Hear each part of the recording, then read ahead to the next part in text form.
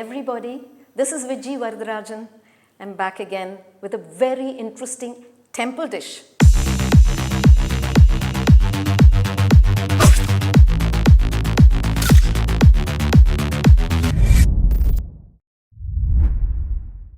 It is a very tasty, delicious dish taught by grandmothers, passed on to the temple priests, and they do it on special occasions and offer it to God and then give it to devotees. And people just swarm to the temple on that particular day because they're going to get a free taste of this beautiful dish called Pongal.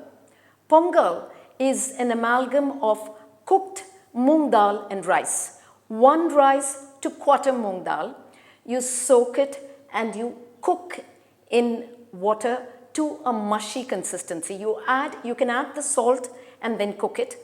And once it's in a mushy consistency, you add the various spices and it tastes heavenly. So I'm going to tell you how to do it. I've already cooked the rice and the moong dal. Actually, as I told you, 1 cup of rice and quarter cup of moong dal. I have cooked it to a mushy consistency. So if you're going to add 1:3 water for the rice, you need to add 3.5. Make it mushy and then it should be very well cooked. It cannot be grainy. Okay? So we'll continue. And I have to roast this in ghee. So you add some ghee and oil for this particular recipe. I will show you.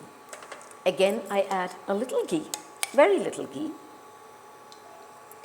It tastes so good. The smell of the ghee is so good.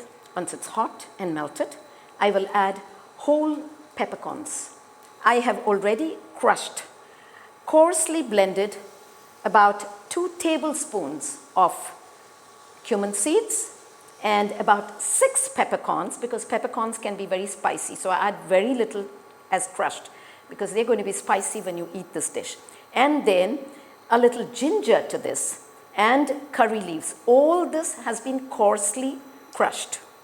So before that, I add peppercorns here. At this stage, I'm going to add the mushy rice and moong dal with this, and that goes into the pan.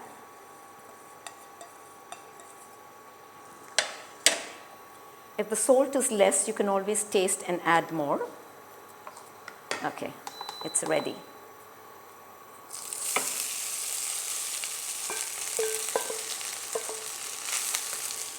So if this is a little too hard, we can add a little water. That is admissible, but it shouldn't be too pasty. You can just add a little water, not very much. I am going to add a little water because I find it that it has less of water. So I'm going to add some water to this. I'm going to press this down to the water. Okay. I added very little salt actually, so I'm going to add a little more salt to it. And while I'm adding the salt, I will be adding the hing powder, because that also has to go into this. This is a very, very delicious dish.